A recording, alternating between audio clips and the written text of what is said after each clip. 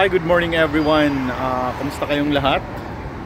Nais ko lang po sanang i-share sa inyo yung weather ngayon dito sa Saudi.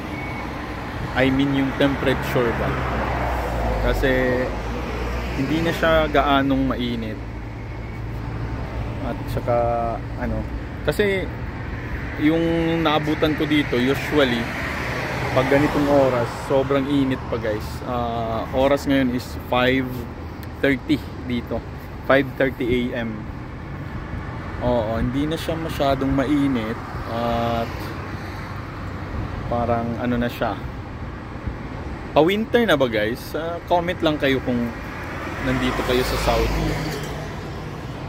Wala lang, nakaka-amaze lang. Pero syempre sa sa pagdating ng mga afternoon, mainit pa din, natural kasi sa Saudi tayo. Pero ngayon ayos na, parang ayos na itambay sa sa morning. Di kagaya dati, wala talagang time na lumalamig yung simoy ng hangin. Dito ako ngayon sa labas guys. Ito.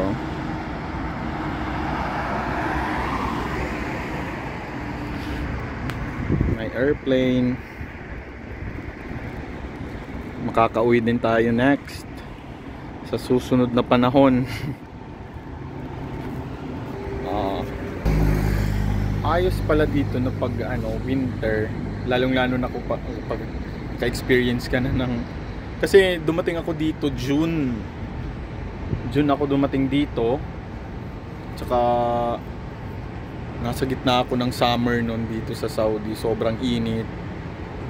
June, July, August. Ngayon sa September parang umano na yung simoy ng hangin, malamig na. Kasi dun daw din sa meron kasi akong vlogger na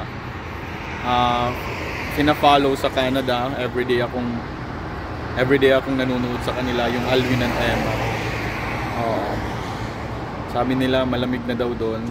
Siguro yung konting lamig na na dito ngayon sa Saudi. So yun, coffee lang ako guys. Actually nag-share lang ako ng feeling ko dito ngayon. So hot chocolate.